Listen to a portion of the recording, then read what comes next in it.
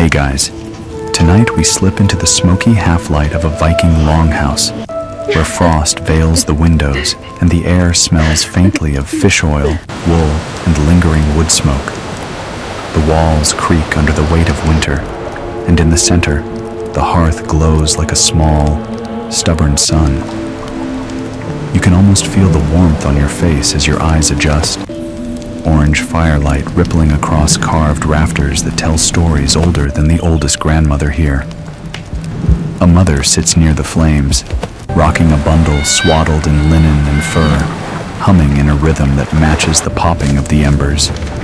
You might think Viking parenting means sword drills and shouting, but not yet. First comes the hum, the hush, and the heavy smell of home.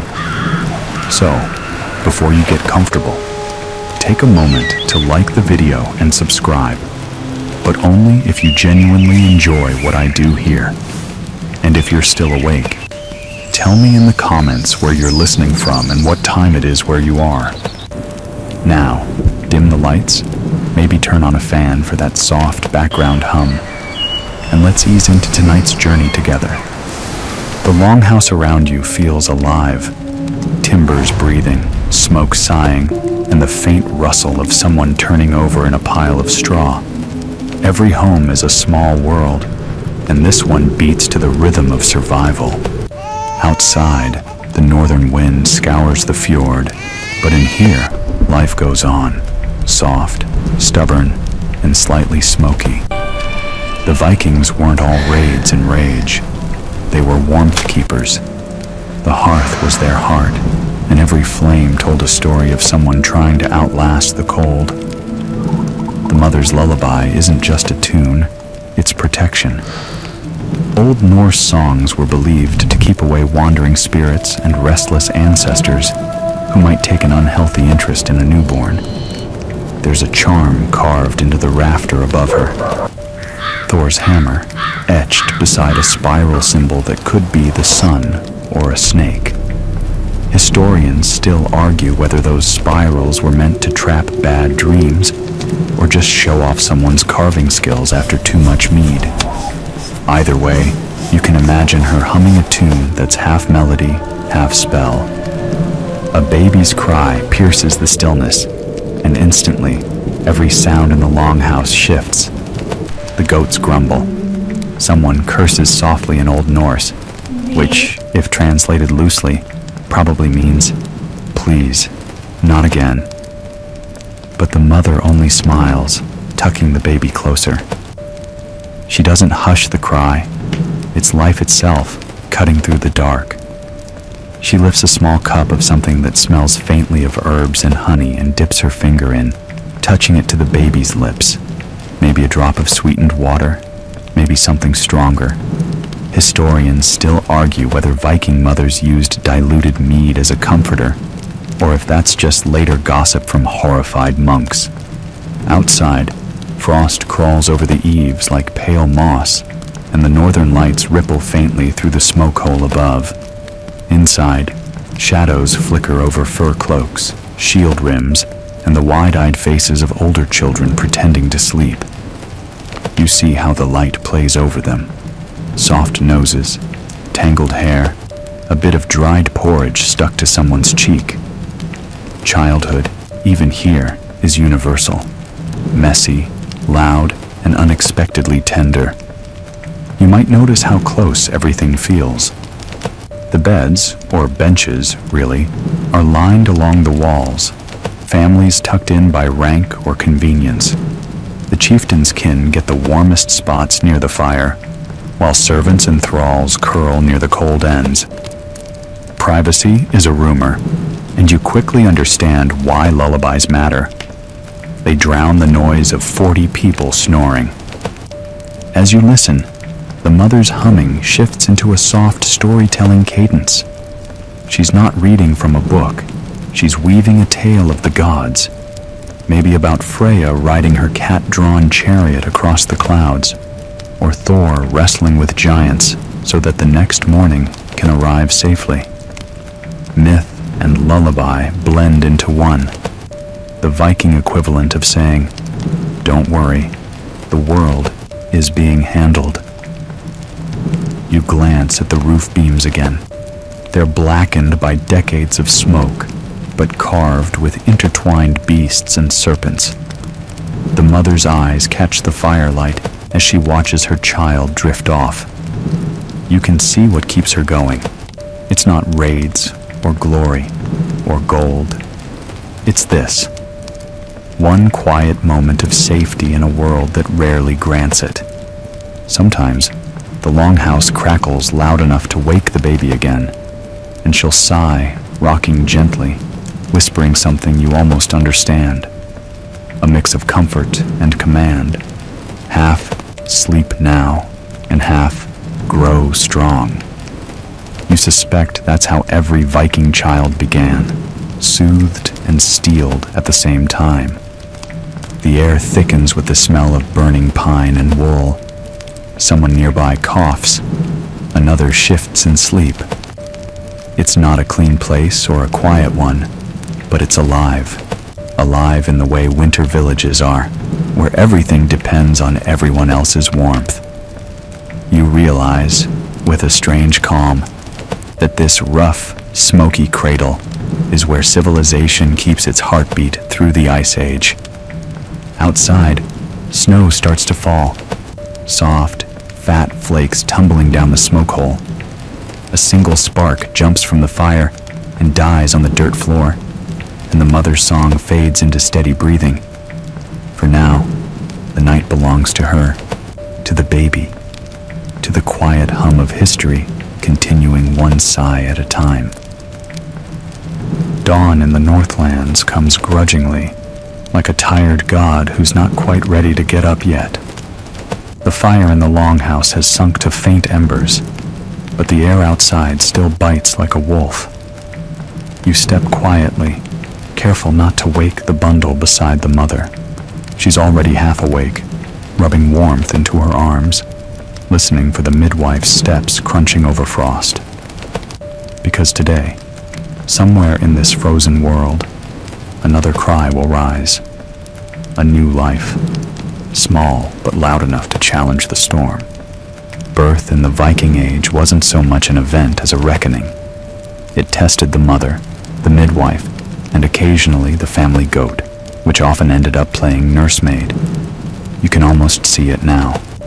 The narrow bed lined with furs, steam rising from a pot of boiling water, the sharp tang of iron in the air.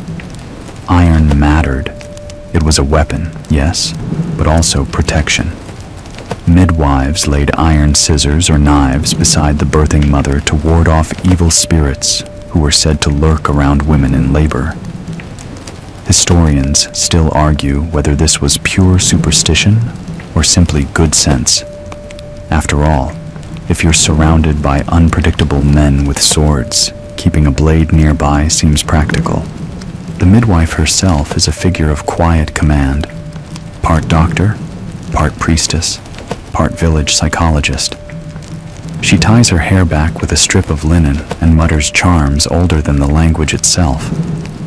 One hand checks the baby's position, the other traces a rune over the mother's forehead. Somewhere in the background, someone peels an onion. You frown. An onion? Yes. Viking midwives swore by them. Onions were believed to draw out sickness and ward off dark forces, though some scholars think they were simply used as a kind of medieval aromatherapy. Either way, there's a bowl of them simmering in broth nearby, their scent filling the smoky air with something halfway between medicine and soup. You notice the husband pacing outside, awkward and entirely useless. Viking men didn't usually attend births. Too much blood, too much mystery, too many female eyes judging them. So he waits outside, carving wood, whispering to Odin under his breath, pretending not to be terrified. The older women inside handle the work, voices low and rhythmic. It's not sterile or silent. It's human, raw, and astonishingly brave. Hours pass. The fire grows, dies, grows again. Someone adds more herbs, angelica root, maybe, or juniper, both known to ease pain or at least distract from it. Then comes the sound every ear waits for, that first shuddering wail. The room exhales together. Someone laughs through tears. Someone else makes the sign of Thor's hammer. The baby's washed in warm water, then wrapped in wool that smells faintly of lanolin and smoke. If you listen closely, you might catch the first lull in the mother's breathing, a pause between exhaustion and awe. You've seen strength before, but this feels different. It's not the battlefield kind, or even the forge kind. It's the kind that bleeds quietly, survives silently, and then still finds the energy to smile. A soft debate breaks out among the women. What now? Some insist on laying an iron object near the baby's head to keep trolls from swapping it for a changeling. Others sprinkle ashes in a circle around the cradle, just in case. Historians still argue whether Viking parents truly believed in changelings or if it was a folk explanation for infant illness. But to these women, belief and survival are the same thing. You do whatever it takes to protect the fragile heartbeat in your arms. There's also a ritual for luck.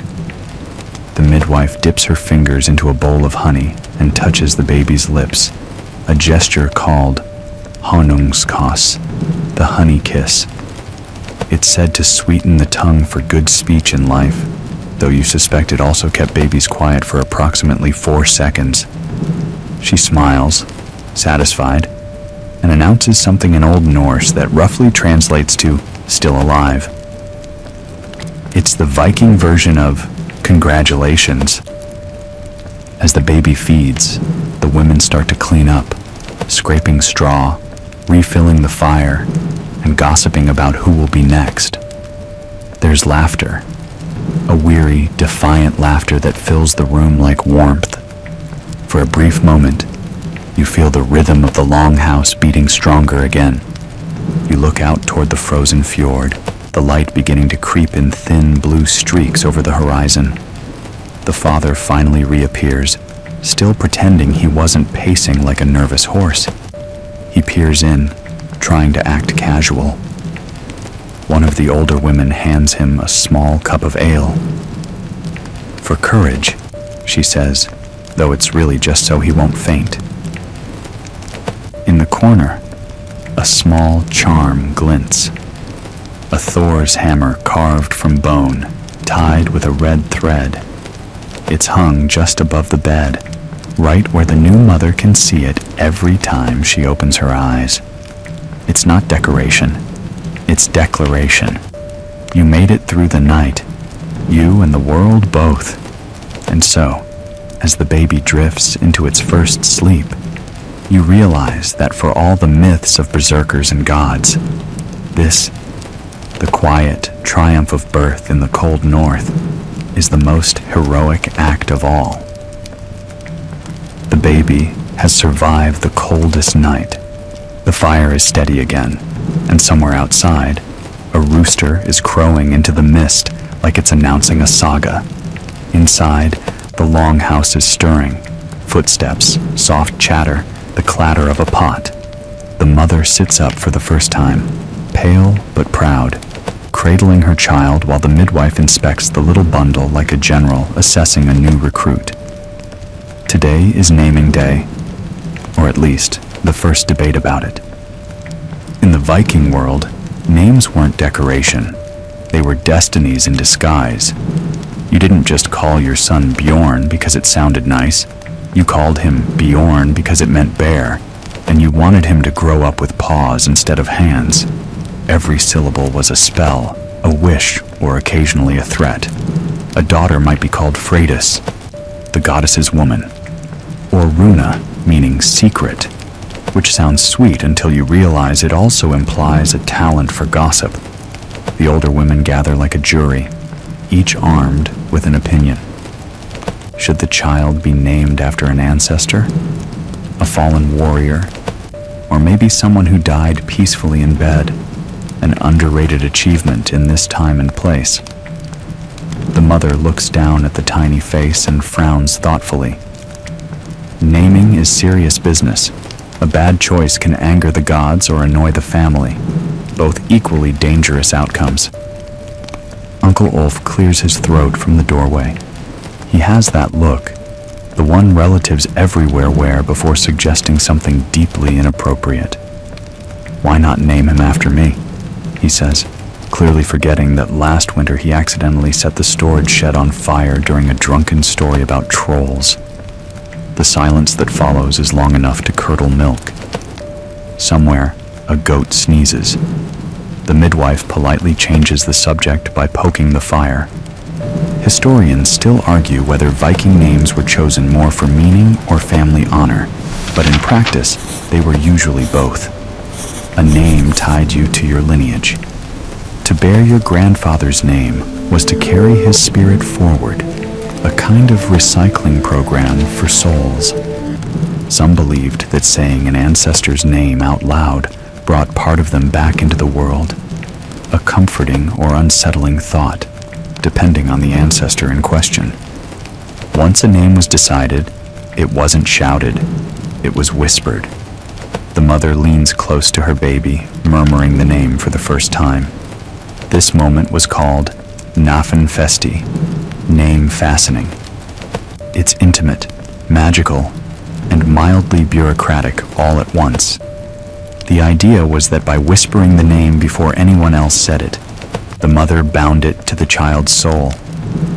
Only after that could it be announced publicly, often at a feast or gathering.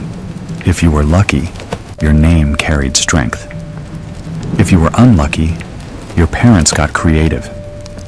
There are records of Viking children named Skallagrim, Baldgrim, Halfdan, half Danish, and Thorleif, Thor's descendant, which sounds glorious until you realize half the neighborhood was also named Thorleif.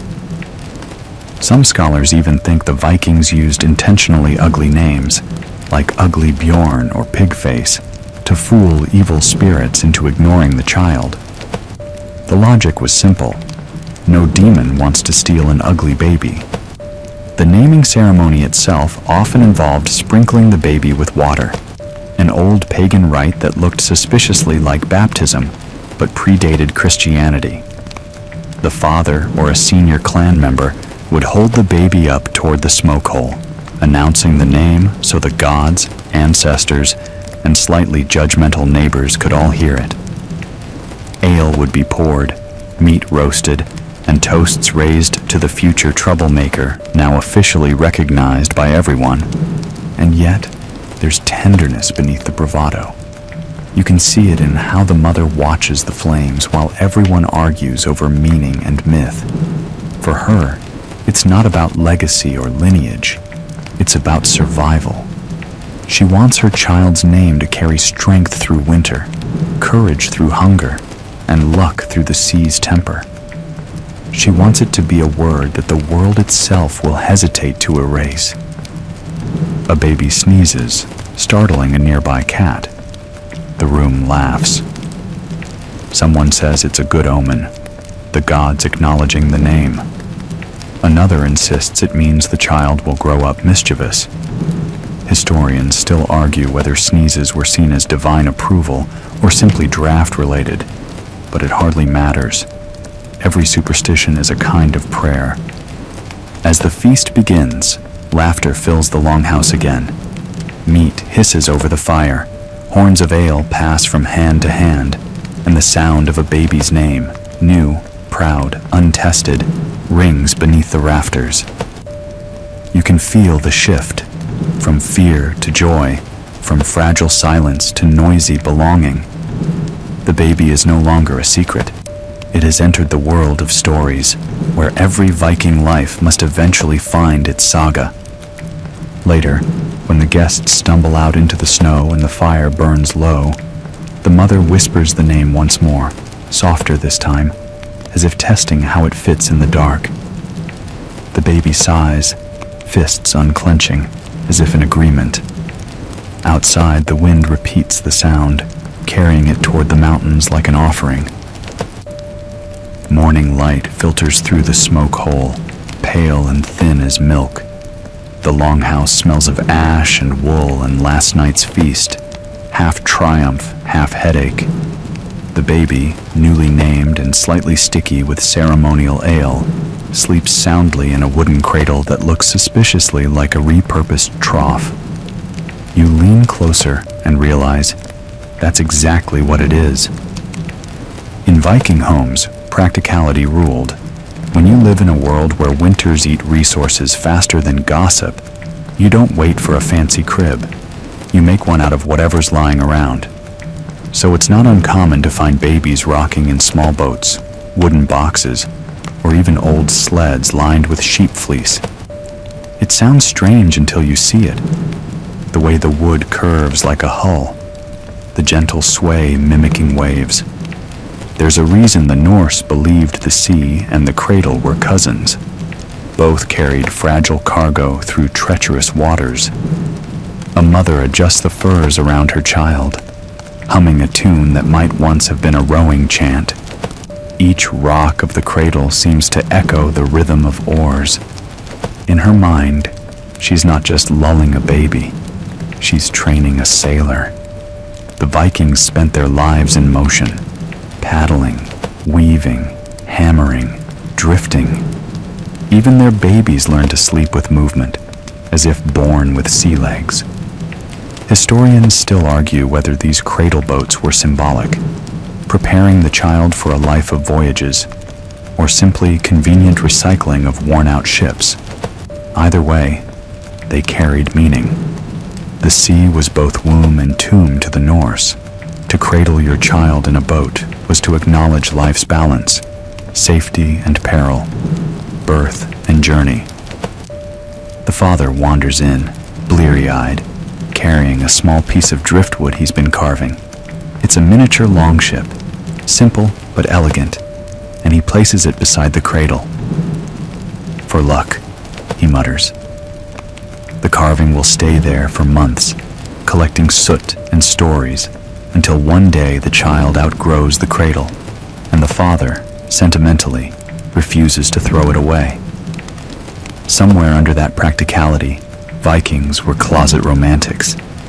You walk around the longhouse, noticing how every corner has some adaptation to the cold. Beds double as storage boxes. The rafters hold drying herbs and bundles of fish. A bench folds out to become a birthing seat. Or, as one woman explains with a shrug, a place to sit and yell. The baby's cradle, however, remains the softest spot in the room, swaddled in sheepskin and affection. When the mother steps outside, you follow, your breath fogging in the morning air. She sets the cradle near the doorway to catch a sliver of pale sunlight. Some Viking families believed early sunlight gave babies strength, or at least a better chance at surviving another winter. A protective rune is scratched into the door frame, rough but deliberate. An upward arrow with a crossbar, the symbol of algaes, meaning protection. She traces it absently with her finger as she watches her child sleep. From somewhere beyond the hills, you hear the faint cry of gulls. It's easy to forget, amid all this snow and wood smoke, how close the sea really is. The fjord glitters in the distance, a mirror of gray light and ice. The mother smiles at it like an old friend. Her husband will be out there soon, on a fishing boat or a trade run, but for now, she rocks her child toward dreams of calmer waters. Inside, the older women tell stories about how their own mothers used to keep babies warm. One swears by rabbit pelts, another insists on tucking hot stones wrapped in linen beneath the cradle. Yet another brags that her cradle once floated for half a mile when their longhouse flooded, and the baby slept through the whole thing.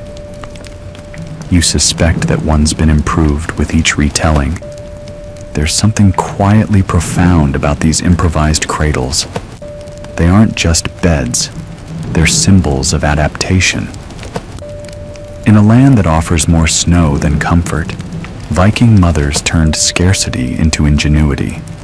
A piece of driftwood, a fur blanket, and faith in your own hands. That's the formula for survival. Historians still argue whether these makeshift cradles represented the cyclical Norse view of life.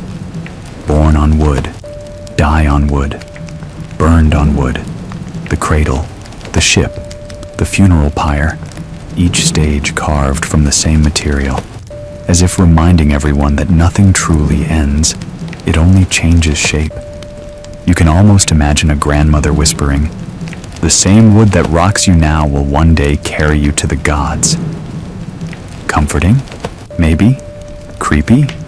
Definitely a little. The baby stirs, tiny fists flexing, and lets out a squeak that could be a battle cry in miniature. The mother laughs softly, adjusting the fur again. You notice her eyes, tired but glowing, like embers refusing to die. She hums another tune, this one lower, slower, something meant to lull not just the child, but herself. The longhouse sighs around you. Smoke curls upward, and the faint scent of honey lingers from last night's feast. For a brief, precious moment, everything feels still. The sea, the fire, the air, the heartbeat of the home. You realize this is how Viking peace looked. Not silence, but survival.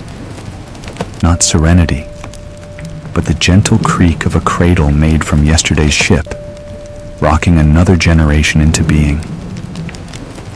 The fire is crackling again, the smoke rising in lazy ribbons toward the hole in the roof. Somewhere a pot simmers, releasing a scent that could be comforting or alarming. It depends how much you like boiled barley. Morning chores hum through the longhouse. Someone mends a net, someone else scrapes soot from the iron pot, and a sleepy toddler is gnawing on what might once have been a spoon.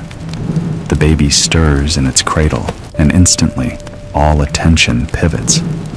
Feeding time has returned, the most universal ritual on Earth.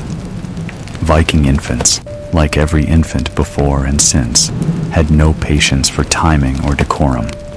When they were hungry, the whole longhouse knew. Breastfeeding was common and encouraged. A mother might nurse for up to 3 years if she could. It was nutrition, comfort, and babysitter all in one. The Norse had a word for this stage, barnfeda, literally child feeding, and it was considered as sacred as battle or prayer. But what if a mother couldn't nurse? That's where things got inventive, and occasionally questionable. Goat's milk was the usual substitute, often warmed and mixed with crushed grains or herbs. Some households even used chewed bread soaked in broth, a Viking version of baby cereal that could double as construction mortar. Historians still argue whether these concoctions were nutritious or just desperate improvisations. The answer probably depends on how many goats you had. As for bottles, there weren't any. Babies drank from carved wooden spoons, hollowed horns, or sometimes directly from animal skin pouches. You can picture the scene. A weary mother balancing a squirming infant with one hand and a horn-shaped feeder with the other, praying the child doesn't sneeze mid-sip. The smell of milk mixes with smoke, the air thick with warmth and wool and faint panic. And then there's mead. Yes, mead. The honey-based drink of gods, warriors, and apparently, occasionally fussy babies. Some sagas and later accounts mention giving infants a drop of watered-down mead to calm them or strengthen the heart. Whether this was medical or just optimistic parenting, historians still debate.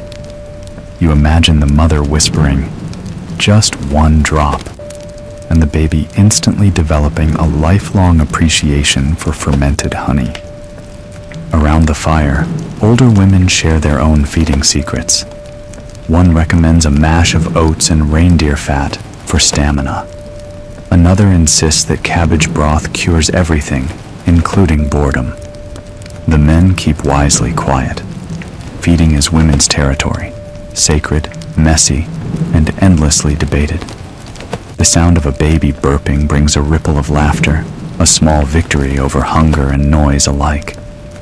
Food wasn't just about nutrition. It was survival choreography. Every bite mattered, every drop of milk or mash carefully rationed. Mothers learned to judge hunger by sound. A whimper meant almost ready. A full-throated scream meant now or everyone suffers. The rhythm of the household bent around those needs. Fires were stoked early, meals planned with leftovers in mind, and even raids were timed to avoid starving seasons. You can imagine a scene from one long winter. The wind screaming outside, the sea frozen, supplies dwindling. The mother warms a small bowl of barley mush over the fire, stirring slowly, rhythmically. She tastes it, wrinkles her nose, adds a drop of goat's milk, and tries again. It's not delicious, but it's sustenance. She blows gently to cool it and dips her finger in to touch it to her baby's lips. The child sucks, blinks, and falls asleep again before finishing the second taste. She exhales in relief. One more day, managed. Viking children grew up with the smells of roasting meat, drying fish, and thick stews simmering in iron pots. The diet of the Northlands wasn't fancy, but it was hearty. Even infants absorbed those scents, first lessons in what survival smells like. Later, when grown sons sailed away to raid or trade, the faintest whiff of smoked herring might remind them of home, of their mother's patient stirring hand, of nights when warmth was a victory. And yet, amid all this practicality, humor thrived. One grandmother jokes that her first son was so gluttonous he tried to nurse from the goat directly. Another brags that her daughter refused all gruel unless it came from the nice bowl. Someone else claims she once bribed her baby with a crust of bread soaked in honey, worked faster than prayer. You realize that laughter here is seasoning. It makes even the leanest meals easier to swallow. By afternoon, the air is thick with the scent of baking flatbread and something that might be fish stew. The baby has fallen asleep again, cheeks round and pink. The mother eats quietly beside the cradle, tearing bread into small bites. She glances down now and then, as if to make sure her own strength is transferring through the air.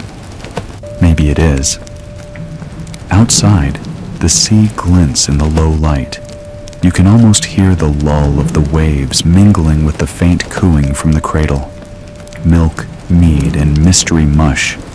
It's all just fuel for the same ancient hope, that the small, warm creature in your arms will outgrow hunger, outlast winter, and someday feed others in turn. Evening creeps over the fjord again, sliding down the mountains in long blue shadows. Inside the longhouse, the rhythm of the day slows. The children who can walk are herded toward their sleeping furs, and the smaller ones, still all puffed cheeks and uncertain limbs, are wrapped snugly in wool. The mother hums something soft and tuneless. It isn't quite a song, but it carries a weight older than language, the sound of comfort, of patience, of one more day survived. This is bedtime, Viking style. No lullabies about stars or lambs, no gentle rocking chairs or feather quilts, just firelight flickering on carved beams, the smell of smoke, and the murmuring of tired voices. Yet somehow, it feels timelessly familiar. You can almost feel it, the heavy, slow warmth that comes after hard work, the hush that falls when the last chores are done, and the only job left is to rest. Babies slept in cradles carved from wood, sometimes shaped like small boats or animal heads. These weren't decorative. They were practical talismans, meant to guard the child from wandering spirits. A carved dragon on the cradle's prow might scare off elves or draugr, the restless undead of Norse folklore. And just in case, a small iron knife or amulet might be tucked beneath the mattress. not for use, just for warding. Metal, it was believed, frightened spirits the way fire frightens frost. The cradle rocked gently beside the hearth, close enough for warmth but far enough from sparks. A wooden hoop might hang over it, strung with bits of cloth or polished bone that caught the firelight. You imagine the flicker of orange reflected in a baby's wide eyes, the Viking version of a mobile, hypnotic and primal. Each glint a reminder that even in a harsh world, beauty found its way in through the smallest details. Mothers learned to interpret sleep like weather. A steady breath meant safety. A whimper could mean a dream, or a spirit passing by. Some whispered charms over their babies as they drifted off, half prayer, half poetry. One old verse still survives in fragments. Sleep now, small sea stone, drift through dark water, wake with the dawn and the bright wind's laughter. You can almost hear it in your mind, the sing-song cadence soft enough to blend with the crackle of the fire. But not every night was peaceful.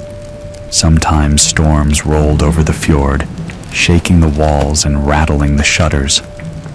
The wind howled down the chimney like an angry god, and the baby stirred, sensing the tension in every heartbeat around the fire. The mother might scoop the child up, wrapping her arms around it as if her warmth alone could hold back the sky. She hums louder now, her voice the one thing in the longhouse that doesn't tremble.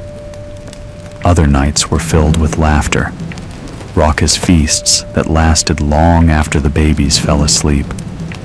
The smell of roasted lamb and ale drifted through the air, mingling with the steady rhythm of the cradle. A tired warrior might pause between stories to glance at his child and smile faintly before turning back to his drinking horn. Tomorrow, he might leave again for the sea, but tonight, the world feels safe and small. Sleep in the Viking Age was communal. Families, servants, and sometimes animals all shared the same space, huddled together for warmth. The baby's breath mingled with the sighs of dogs and the occasional snore of an elder. Privacy was a concept for kings. For everyone else, closeness was the price of survival. Yet in that closeness was a kind of peace, a sense that no one was truly alone, not even in dreams. Sometimes, though, mothers feared the mare, the night spirit that pressed on sleepers' chests and stole their rest. The word would later give us nightmare. To protect their children, parents drew protective runes near the sleeping area, simple lines etched into wood or smeared with ash. The rune algaes, shaped like an upturned Y, was a favorite, a symbol of protection and life. You can almost see the faint shimmer of its outline in the firelight, guarding the dreams within the cradle. And what did Viking babies dream of? No one can say, but perhaps it was the rhythm of oars, the shimmer of sea light, or the warmth of fur against their cheek. Dreams, like stories, were the threads that bound generations together. A mother's lullaby tonight might echo in the voice of her granddaughter centuries later. The same melody, slightly changed, still promising rest in a restless world. The mother leans back now, her eyes half closed. The baby sleeps. Outside, the wind quiets. The longhouse sighs. The fire collapses into glowing embers. And somewhere in that flickering dark, the spirit of peace, fragile, ordinary, eternal, settles in. You breathe slower, deeper. The sounds of the Viking night are simple and kind. You can almost feel the rough wool beneath your hands, smell the faint tang of smoke and salt. The sea outside keeps breathing, steady as a mother's chest. For now, everything is enough. Morning returns with the clatter of buckets and the thin cry of gulls over the fjord. The fire has been rekindled, and a faint light filters through the smoke hole above. You stir under your furs, half dreaming still when you hear it. A child's uneven footsteps, soft and hesitant on the packed earth floor. The tiny thud of a heel, the wobbling sway of balance rediscovered after sleep. The Viking toddler has begun the day's adventure. You follow the sound, and there they are. A little figure bundled in wool, hair sticking up like straw, eyes bright with the reckless curiosity of someone new to walking. Around them sprawls a world of peril and wonder, axes leaning against beams, hounds dozing by the hearth, and goats wandering in as though the longhouse were theirs. The smell of smoke and milk mingles with the salty breeze from outside. It's chaos, yes, but it's the kind of chaos that hums with life. This is the age when Viking parenting turned into vigilant improvisation. There were no baby gates, no rubber corners, no warning labels on the blacksmith's tools. You simply hoped your child didn't lick the tongs, or if they did, that they learned faster than they burned. Humor was a kind of shield against fear. A mother might shake her head and say, "He'll be a brave one.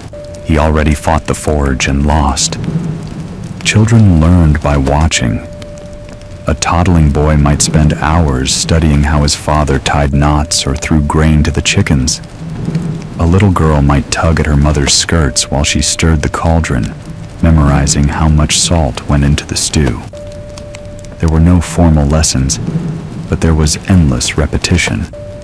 The Viking world was a classroom without walls, where every mistake left a mark that taught more than any lecture. When the weather allowed, the children tumbled outside. The ground was muddy, the air sharp with salt and pine. They chased chickens, threw pebbles at the waves, and watched ravens wheel overhead. Older siblings joined in, half babysitters, half partners in mischief. They built miniature longhouses from driftwood, pretending to be chieftains or shield maidens, while the sea hissed approvingly nearby. The mothers, meanwhile, kept half an eye on them while spinning wool or gutting fish. Viking multitasking wasn't a modern invention. It was survival. You can imagine her hands working automatically, muscle memory carrying out chores while her mind tracks every rustle, every suspicious silence that usually precedes disaster. The sound of splashing means the toddlers found the water barrel again. The sound of giggling means they've definitely done something regrettable. Still, danger was taken in stride. Bruises and scrapes were badges of growing up. The Norse had little patience for coddling. A skinned knee meant you were learning balance. A minor burn meant you'd learned respect for fire. Historians still argue whether this stoicism came from necessity or pride, but either way, it forged a kind of resilience that modern parents might envy and fear in equal measure. Toys, when they existed, were simple. Carved animals, little wooden swords, bits of bone shaped into dolls. Archaeologists have found tiny horses, ships, and even miniature chairs buried in Viking settlements. Proof that imagination needed only the smallest spark. Sometimes these toys doubled as teaching tools. A small wooden loom might prepare a girl for weaving. A toy axe taught grip and swing before muscle could truly manage it. Even play was practice for life. Yet not all lessons were rough. Viking parents knew gentleness too, though it often wore a practical face. A mother might pick up a crying child and show them the sheep outside, murmuring nonsense until the tears stopped. Or a father might toss his son high into the smoky air just to hear the squeal of delight, catching him again in arms that smelled of pine and salt. Those moments of affection, fleeting and unrecorded, are the heartbeat beneath all the sagas of conquest. At midday, the longhouse door opens wide, flooding everything with sunlight. Children crawl toward it instinctively, drawn to the bright world beyond. A grandmother, stooped but sharp-eyed, calls after them in words that sound half scolding, half prayer. The same phrases her mother once used, the same tone that balances love with exasperation. The cycle repeats like the turning of the loom, steady and endless. Inside, the fire crackles. Outside, gulls cry. You notice how the line between safety and risk is razor thin here. A toddler could stumble into the hearth or wander too near the fjord, but somehow most didn't. Perhaps because every adult in the settlement was part of the watch. Viking childhood wasn't private. It belonged to the entire village. Every voice could call out a warning. Every hand could steady a fall.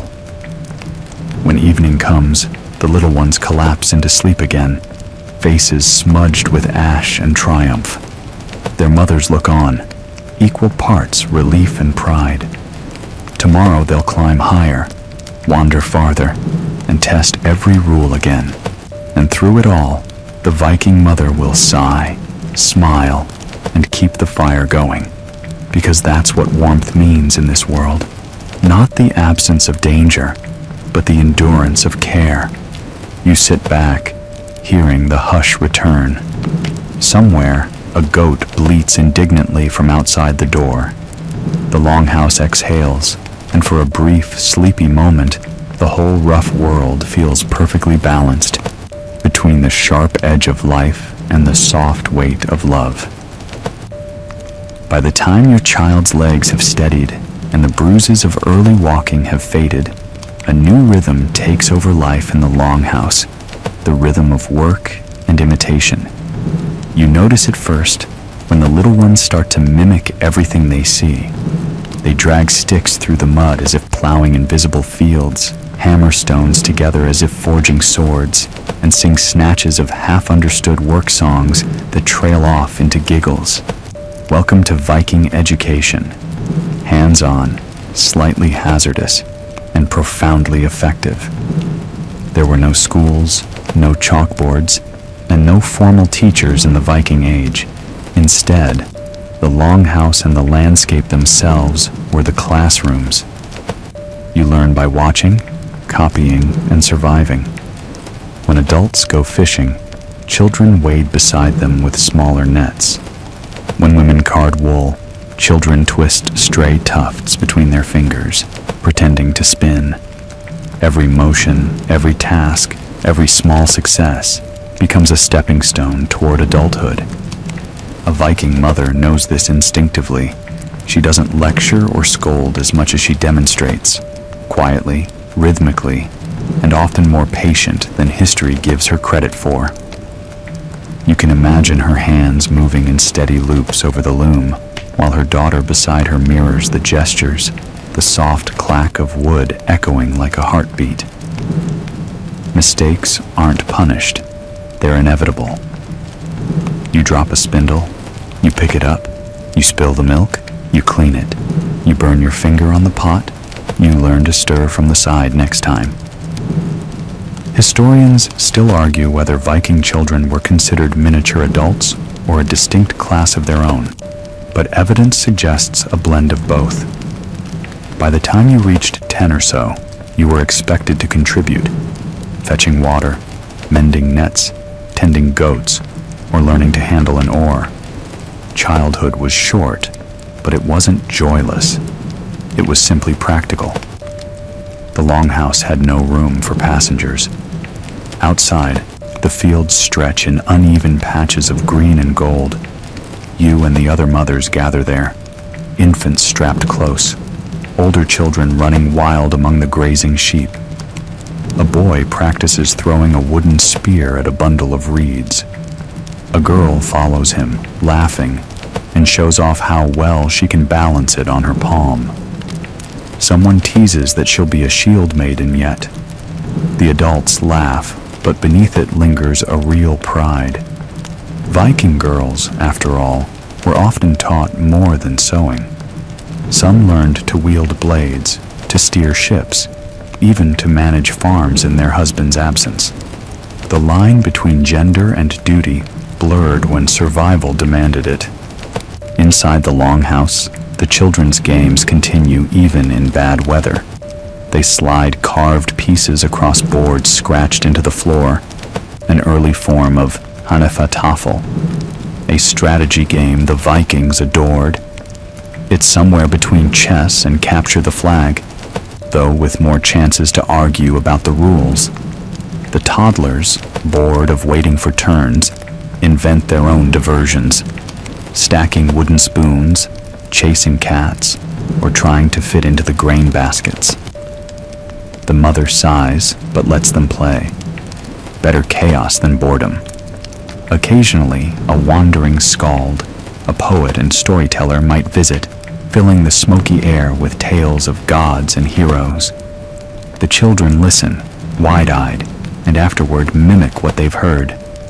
A stick becomes Thor's hammer, a cloak becomes Odin's robe. They shout oaths and duel with laughter. Learning through play was more than entertainment. It was preparation. Every saga carried lessons about courage, loyalty, and cleverness disguised as bedtime stories. There's a saying that Viking children learned by falling, and truly they did. Off logs, into streams, from the backs of patient ponies. You can almost hear the thuds and the laughter that follow. No one rushes to coddle them. Instead, someone might call, "Up again, little wolf." The gods love a stubborn child, a mix of encouragement and expectation that hardens the spirit while keeping it light. But not everything was rough. There were quiet lessons too, the ones learned beside the fire, hands busy with small crafts. A mother might teach her child how to make a simple knot, explaining that every knot tells a story. One keeps a ship safe, another binds a friendship, another seals a promise. The same fingers that once reached for hot coals now twist meaning into twine. It's subtle, but it's civilization, woven thread by thread. A fringe tidbit often surprises modern listeners. Some Viking children learned basic rune carving. Not full mastery, but enough to scratch their initials or simple charms onto wood. Archaeologists have found such marks in ancient settlements, clumsy, uneven, proud. A child's version of graffiti, a claim to existence. I was here, carved into eternity. As dusk approaches, you see the tired children sprawled across the furs, the glow of the fire painting their faces gold. Their world is small, but boundless.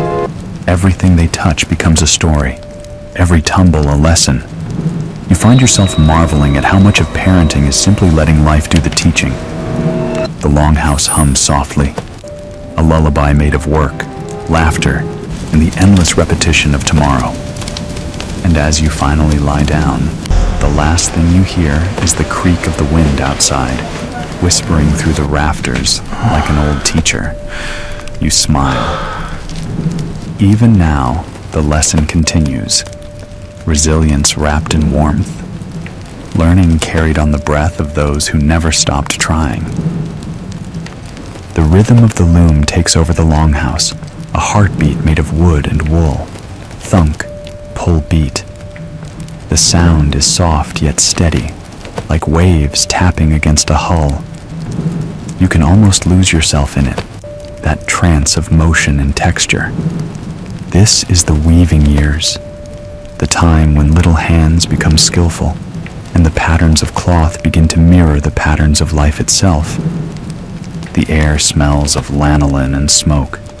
Bundles of fleece hang drying from the beams, brushed clean of burrs and thistles. Somewhere, a spindle hums as it spins, and you can hear a mother's quiet breath matching its rhythm. Viking women, it's said, spun the very fabric of survival. Every tunic, every sail, every bed cover was their handiwork, and every thread carried a story. Even the gods, they say, wove fate on their looms. You think about that sometimes, that somewhere between the clack of wood and the hiss of fire, destiny was being made. For the daughters of the longhouse, weaving wasn't optional, it was expectation. From the time a girl could sit upright and hold yarn, she was drawn into the art. First, she sorted wool by color, then twisted fibers, then learned to spin. The loom itself, taller than she was, seemed both sacred and intimidating. Each strand of warp had to be measured with care, each weft drawn tight enough to endure a voyage across the sea. There were no shortcuts. A crooked weave could mean a ruined sail, and a ruined sail could mean a drowned husband. The stakes were as high as the artistry. But it wasn't all drudgery. The loom was also a place of community. Picture it. The women sitting in a row, feet bare against the dirt floor, chatting as their hands worked. Gossip flowed as freely as the shuttle. You'd hear stories of neighbors, births, marriages, and the occasional scandal about who borrowed whose spindle and never returned it. The air filled with laughter, the kind that warms a cold morning better than mead. Boys weren't entirely excluded either. Some, especially those whose mothers ran households alone, learned the basics of spinning and mending. They'd pretend indifference, of course, claiming it was just helping for now, but you can imagine the sideways smiles, the pride when a stitch held firm. Historians still argue whether this shared skill blurred gender lines or simply reinforced them in subtler ways. Either way, the longhouse didn't waste talent. Anyone who could make, mended.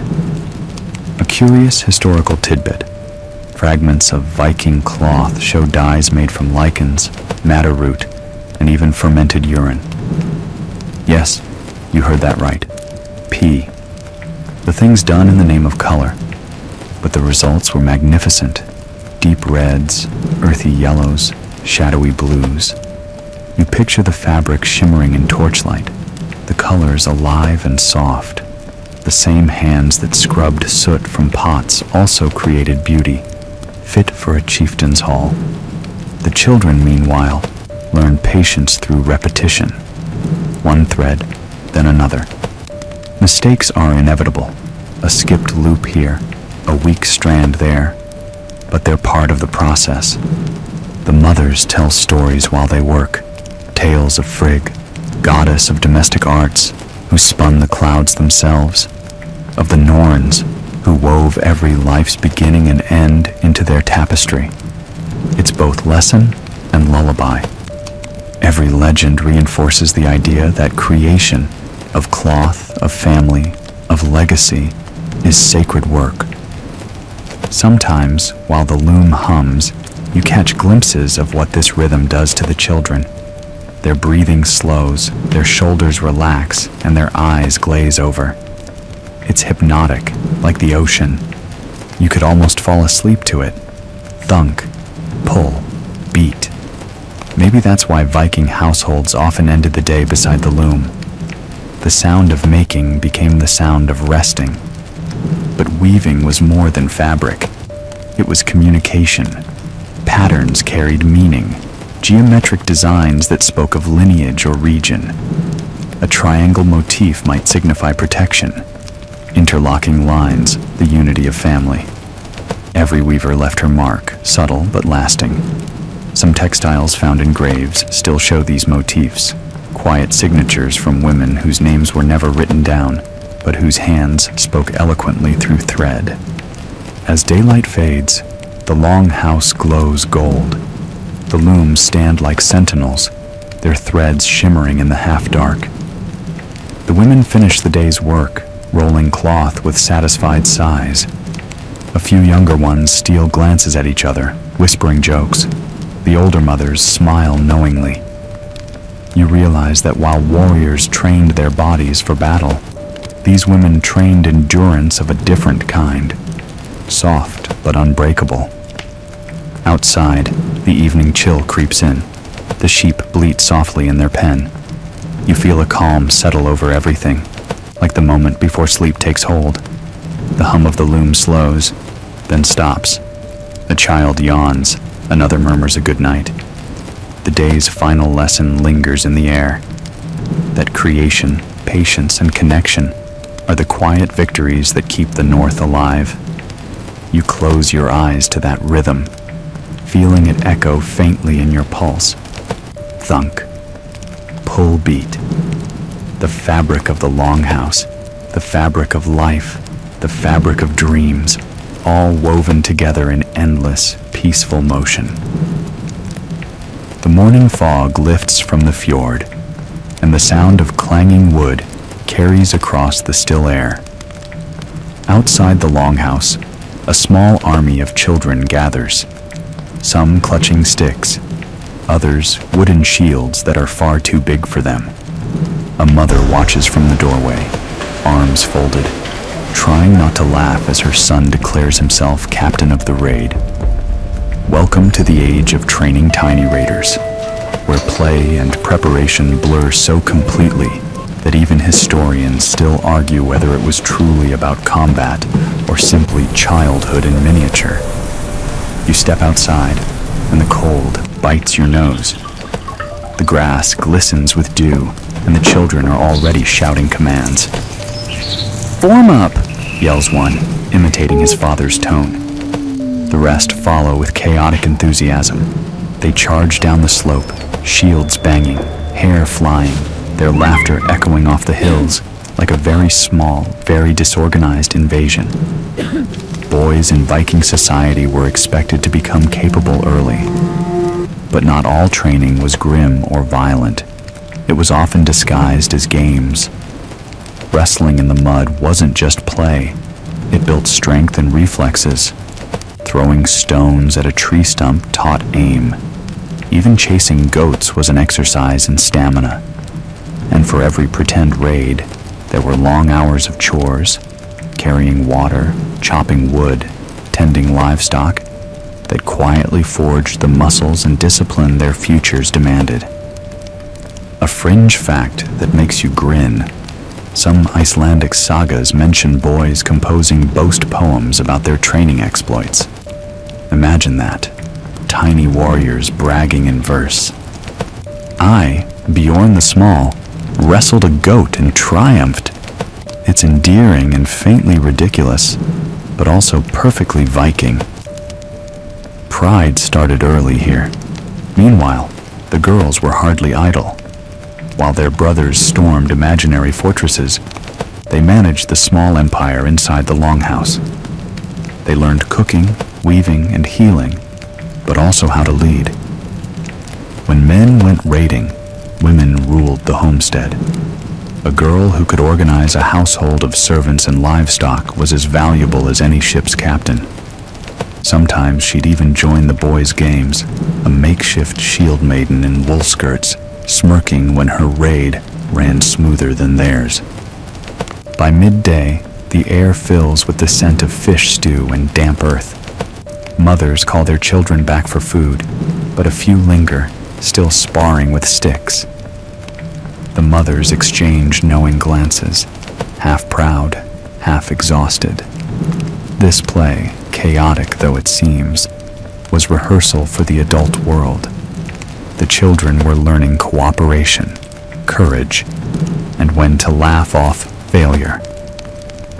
You can't help but think how similar it is to modern childhood, just with fewer helmets and more axes.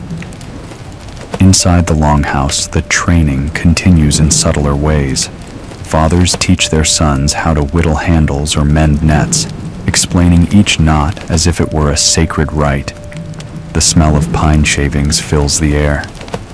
You watch a boy's small hands imitate his father's, hesitant at first, then steadier. Patience is the real lesson here. Even warriors needed to know the value of calm focus. Historians still debate how early boys joined actual expeditions. Some say as young as 12, others argue closer to 15. But all agree that the seeds of that future began right here, with wooden swords and laughter in the fields.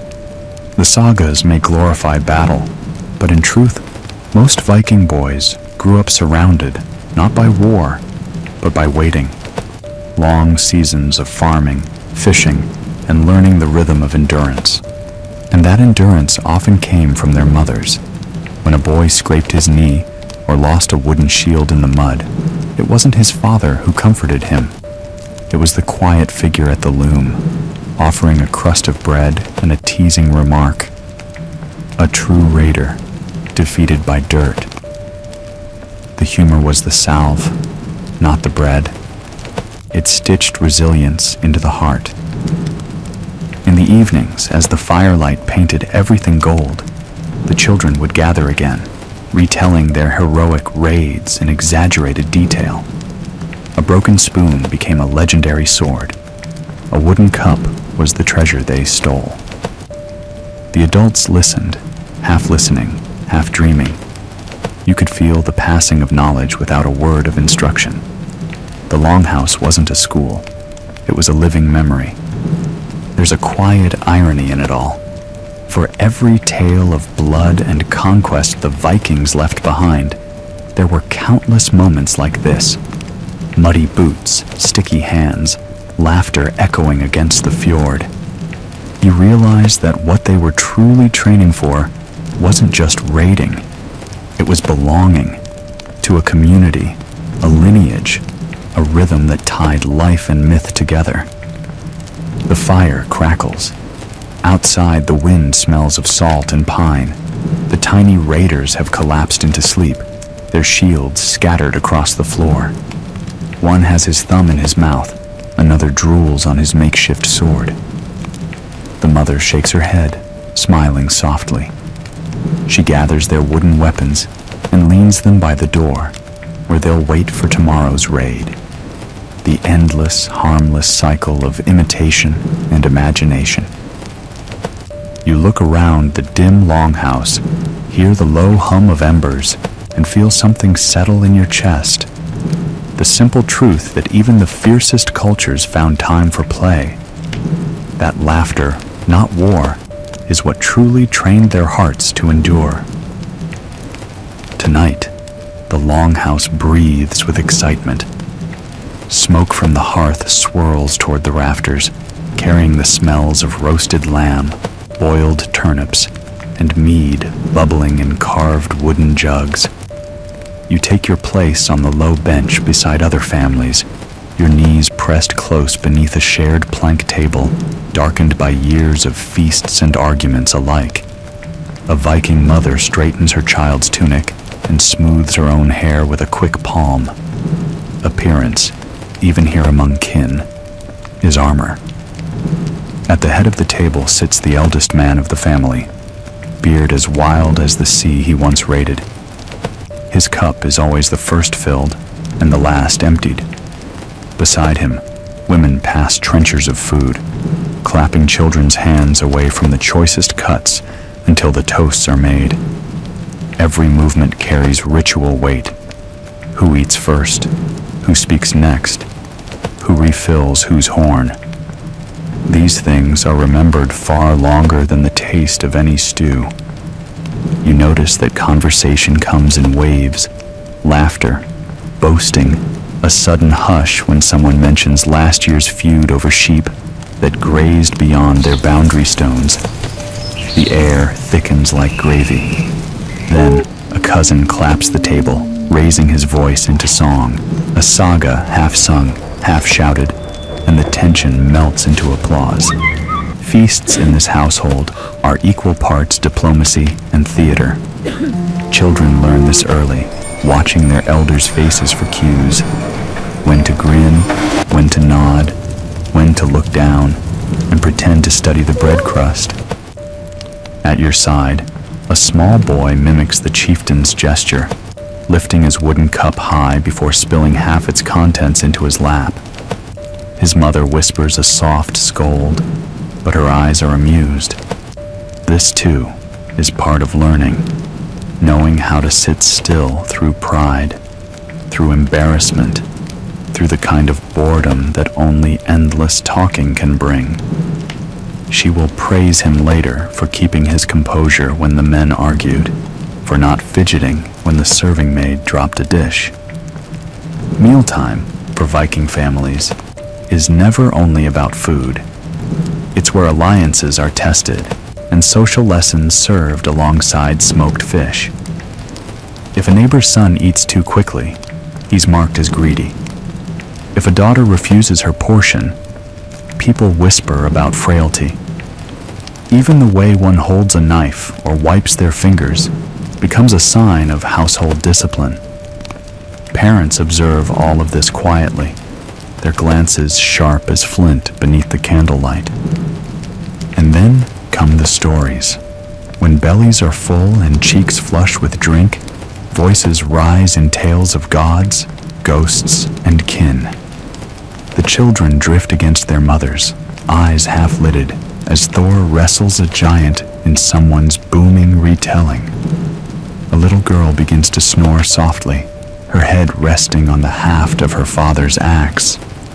The longhouse grows warm with human noise, with the pulse of family and fire, and the faint scent of charred meat clinging to every surface. But not all stories end in laughter. Someone, perhaps emboldened by ale, recalls a cousin who never came home from a voyage, or a feud that still simmers beneath the politeness of shared bread. You feel the air tighten again. The chieftain clears his throat, heavy with age and authority. "We honor them," he says, and everyone bows their heads, cups raised. Grief, like everything else in Viking life, is communal, wrapped in ceremony so that it doesn't tear through the walls like a winter gale. As the night deepens, embers wink in the hearth. Children are carried to bed still smelling of smoke and stew. The last cups are drained, and the chieftain nods once before standing, signaling the end. No one leaves before he does. Outside, frost is forming on the threshold, glimmering like spilled salt. You linger, listening to the longhouse settle into silence, the echo of laughter and clattering bowls fading into memory. The feast is over, but the lessons remain, spoken in glances, sealed with mead, and remembered long after the fire dies. Tomorrow, another child will practice the art of staying silent during an argument, or of laughing just long enough to please an elder. In the Viking household, even the quietest dinner is rehearsal for survival, a test of patience, wit, and belonging beneath the roof of smoke and song. By morning, the feast feels like a dream. Sticky fingers, drowsy laughter, the blur of faces around the fire. But the lessons linger, stitched invisibly into the fabric of daily life. The Viking longhouse is not just a home, it is a school of memory. Its walls, blackened by smoke, are also blackboards, each stain recalling a story, each creak in the beams echoing with an old warning or boast.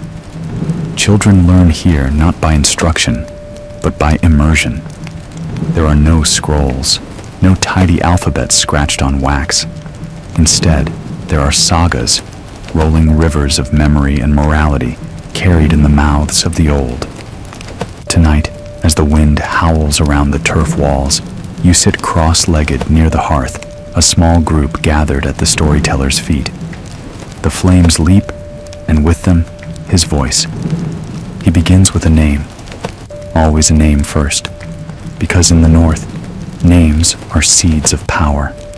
There was once a man named Egil, he says, whose anger was as quick as his sword. Children glance at one another, wide-eyed. They already know Egil, the brawler, the poet, the man who broke skulls and hearts in equal measure. They listen as the saga unfolds, not merely for entertainment, but for guidance. Every triumph carries a warning. Every vengeance has its price. A mother rocks her infant slowly, murmuring the rhythm of the tale under her breath. To her, the story is both shield and lullaby. In it lies the unspoken code of survival. Never shame your kin, never break your word, and never forget that even the gods pay for pride. The storyteller's tone dips low when he reaches that part, his voice trembling like a ship in storm. The children fidget, caught between fear and fascination.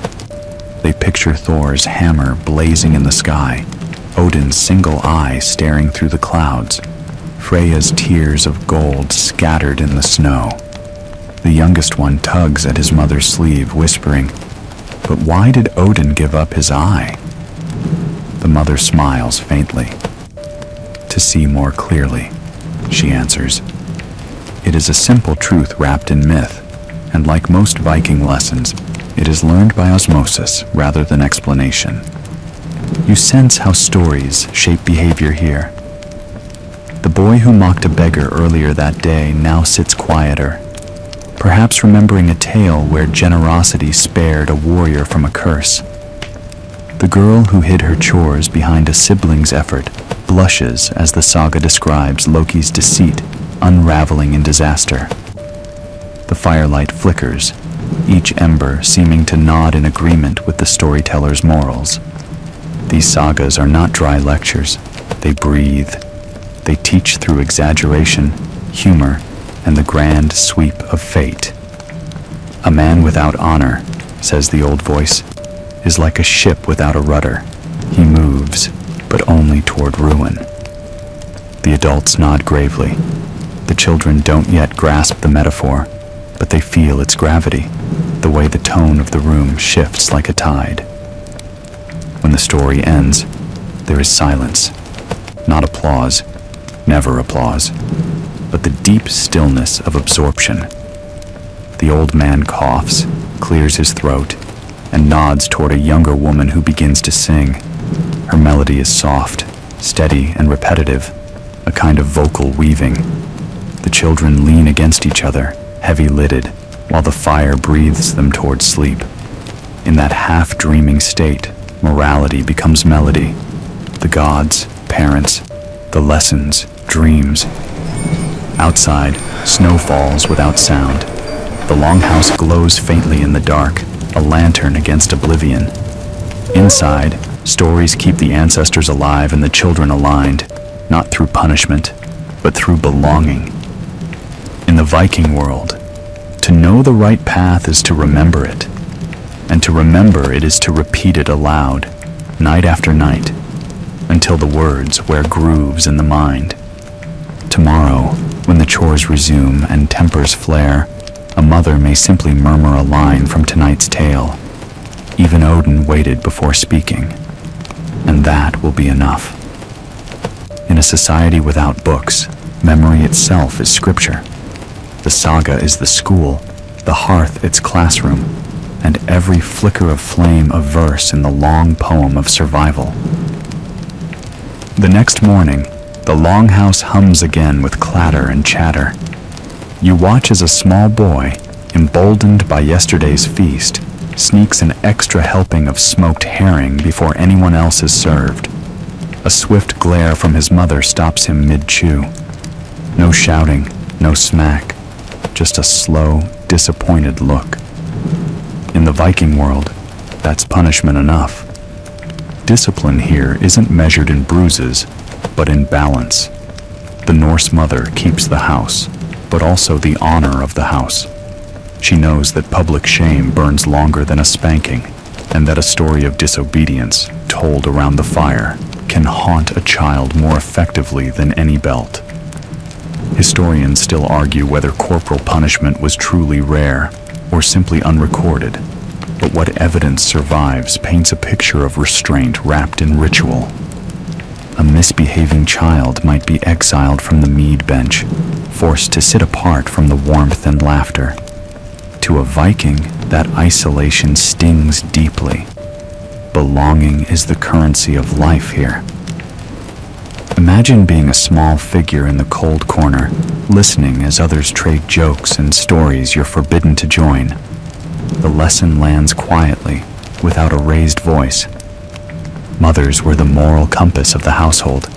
They didn't rule by fear, but by weaving guilt and pride into the same thread. If you drop your chores, she doesn't scold. She sighs and says, Your grandmother spun wool in a blizzard, and the thread never broke. You feel your stomach sink, your hands suddenly itching to prove yourself worthy of that lineage. Viking guilt, gentle, ancestral, and unrelenting. There's also humor in the way lessons are taught. A father might say, "A lazy man's axe rusts before the rain," as he watches his son avoid work. The boy grins, but he gets the point. Discipline here sounds like poetry disguised as banter. You'd hear it in the sagas, too. Heroes scolded through riddles, gods mocked for arrogance. Even Odin learns humility by losing his eye. Still, mischief thrives. Children are born of long winters and restless spirits. When a girl hides her brother's boots in the snow, her mother laughs first, then quietly sends her to scrub the goat trough. "The gods see all," she says, "and they like a clean trough." Punishment blends with humor, which makes it stick. Every rule seems tied to survival. Leave the fire unattended, you endanger everyone. Waste food, you insult the gods of the harvest. Forget your manners at the feast, you risk dishonoring the kin who fed you. The Viking sense of morality is communal, not personal. It's about harmony, not obedience. There's even evidence that storytelling itself was a form of correction. A mother might spin a tale about a child who ignored her chores and ended up stolen by the Huldra, those seductive forest spirits said to snatch lazy dreamers. The listeners would shiver, pretending not to believe, while quietly folding their clothes a little neater that night. You wonder how this world maintains order without constant punishment, and the answer reveals itself in every glance, every shared meal. Reputation. A Viking child grows up knowing that gossip is more powerful than any guard. One bad tale told at the next thing, the community gathering, and your name lingers in infamy longer than frost on the fjord. So mothers train their young not just to behave, but to be perceived as behaving. When tempers flare, they redirect the energy. Go split kindling, they say, or fetch water before your anger freezes. Action cools emotion. Purpose replaces scolding. It's a form of mindfulness with an axe in hand. Of course, not all parents are saints. Some fathers, embittered by war or drink, do lash out. The sagas whisper about it, briefly, guiltily. But even then, there's an unspoken rule. Violence is shameful when turned inward, especially against kin. Strike a man, not a child. One proverb warns, lest your hand forget its honor. By evening, the house softens again. The same boy who stole the herring now helps stir the stew, his earlier sin dissolved in the rhythm of daily work. His mother hums beside him, not forgiving because she never condemned, just guiding him back to the fold. Discipline, Viking style, is less about fear and more about remembering who you are supposed to be. The hearth glows, the wind quiets, and you realize something. In a world this harsh, gentleness is not weakness. It's strategy. Every lesson, every scolding, every patient look is designed to keep the tribe intact through winter, hunger, and loss. And tomorrow, when someone asks what he learned, the boy will grin and say, "That honor tastes better than herring." The first frost arrives quietly, frosting the edges of the fjord like a silver border on a saga page. You wake before dawn to the sound of the wind dragging its claws across the roof, a sound half whisper, half warning. Inside, the air is sharp enough to bite, and every breath fogs like a ghost escaping. Winter has moved in, uninvited but expected. In the Viking world, winter isn't simply a season, it's a character. It prowls, tests, and occasionally rewards. Families huddle closer now, wrapped in wool and the hum of routine. The longhouse becomes a cocoon of endurance. Mothers turn pragmatic, rationing dried fish and barley, measuring candles as if they were hours of hope. Light is precious, one says, trimming a wick with care.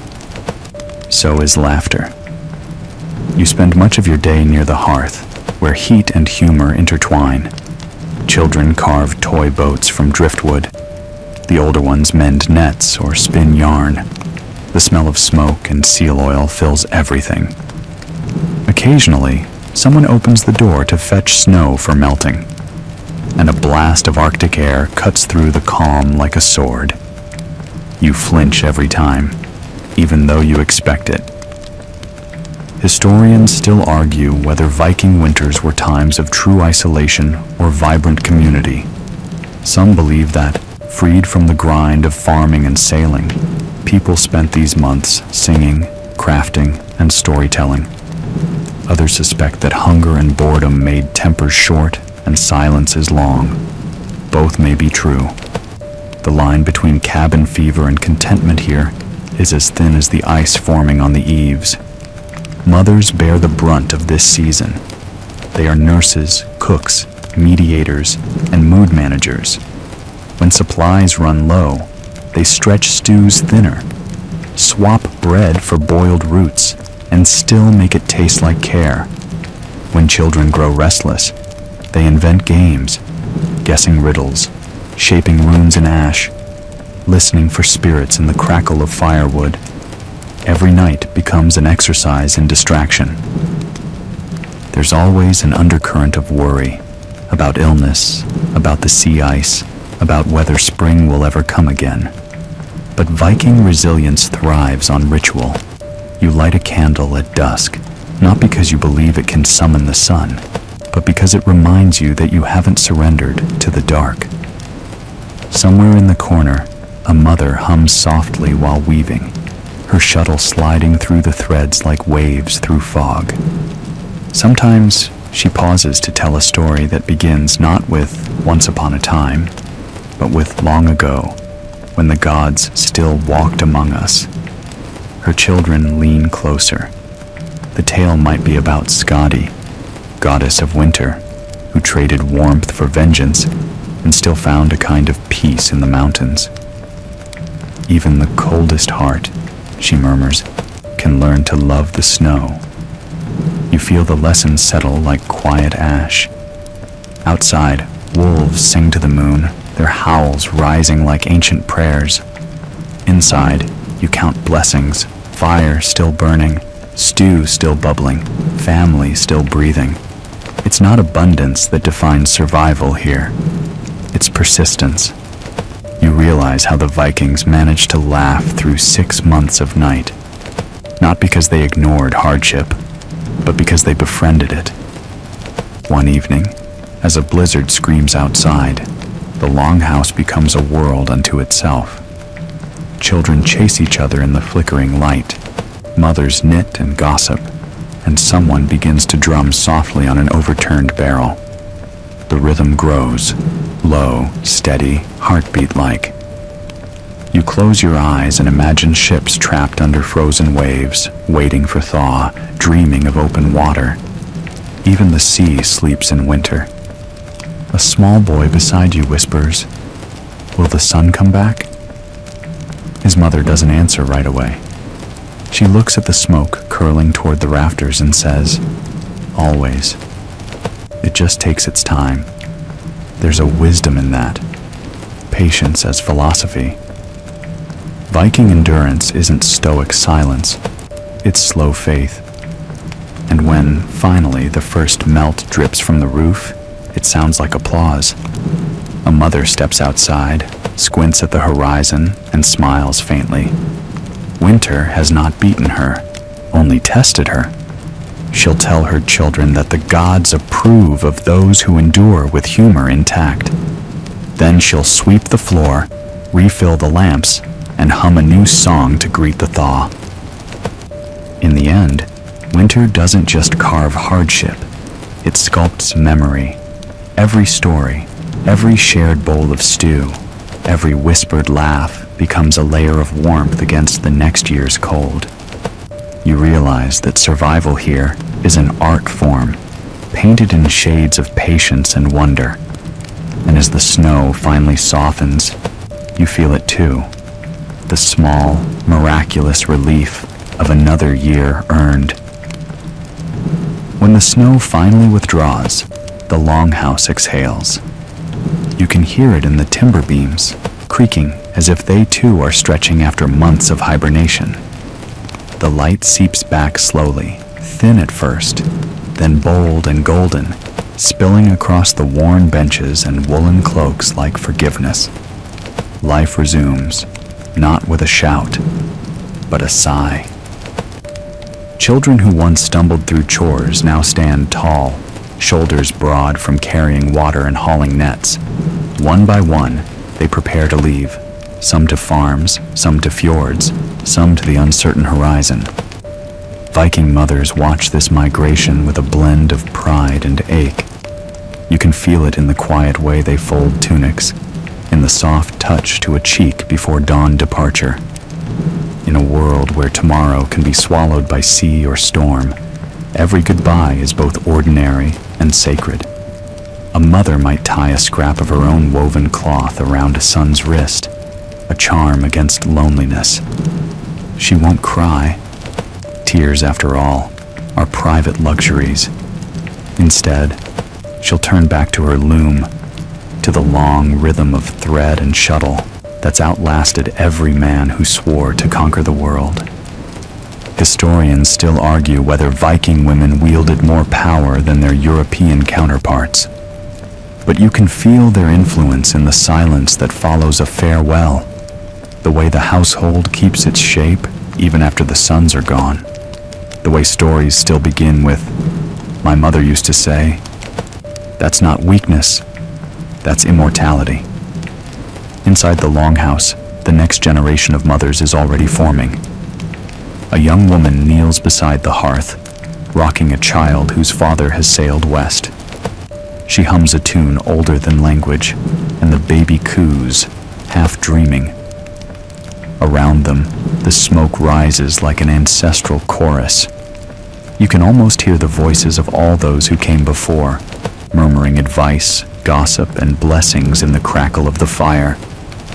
The chores continue, as they always do. Butter must be churned, wool carded, fish dried. But there's a stillness now, an earned serenity in repetition. You notice how even the smallest gestures, stirring a pot, tightening a braid, carry echoes of generations. A Viking mother doesn't merely raise children, she sustains memory. Every skill passed down, every story retold, is another plank in the ship of the future. There's melancholy too in the quiet. When dusk settles, the longhouse grows enormous again, echoing with absence. You imagine her sitting by the door, staring out at the fjord, wondering whether her sons are alive, whether her daughter's laughter still sounds like hers once did. But even in longing, there's purpose. To worry is to love. To love is to keep the gods listening. The loom clicks softly, steady as a heartbeat. Each thread she weaves becomes a whisper of remembrance. She includes bright red wool this time, a nod to vitality, to the blood that binds her lineage. "A home," she once said, "isn't a roof. It's whoever remembers your name." You realize that legacy here isn't carved in stone or sung by poets. It's woven, worn, and eventually buried with you, to be reborn as something new. Outside, gulls cry over the water. The same sea that once stole her children now returns fish to her nets. Balance restored. She breathes deeply, the salt air mixing with the scent of wool and smoke. And she smiles, not with joy, exactly, but with understanding. Everything that leaves also returns, even if not in the form you expect. As night approaches, the longhouse quiets once more. You can feel the weight of centuries pressing down and lifting up at once. Somewhere, far away, a ship cuts across dark waves, carrying the echo of her song, a lullaby, a lesson, a memory that refuses to die. And here, in this stillness, with the fire burning low and the world turning gently toward another dawn, you sense the eternal rhythm of Viking motherhood. Build, release, remember, repeat. Legacy doesn't roar. It hums, steady and low, like the sea beneath a sleeping sky. Now the house is quiet. The looms have gone still, the hearth dimmed to a deep, steady glow that breathes warmth into the bones of the night. You sit there, listening to the soft crackle of ash and the distant sigh of waves against the fjord. The storm, the songs, the laughter, all have ebbed away, leaving only the gentle rhythm of a life that has done its work. You can almost hear the heartbeat of the sea through the floor, slow and endless, like the pulse of the earth itself. It sounds the same as it did 1,000 years ago, the same as it will tomorrow. The Viking mother sleeps now, wrapped in furs, her dreams adrift between land and ocean. Somewhere, her children sail onward, their oars dipping into the black water, their memories of her woven through every wave. You imagine her whispering one last blessing, not to the gods this time, but to time itself. May the world remember what care feels like. May the sea be kind. May every child, warrior or weaver, return home in one form or another. The room feels lighter, as if her breath lingers in the smoke, shaping it into lullabies. You breathe in deeply. The air smells of wool, wood, and salt. The wind presses softly against the walls, like a giant hand tucking the earth in for sleep. Everything slows, the fire, the thoughts, the weight of the day. And as your eyelids grow heavy, you drift out into that vast, quiet ocean of history, where waves become cradles, where memory hums like distant song, and where every mother's voice, from every age, joins in one endless lullaby. Good night.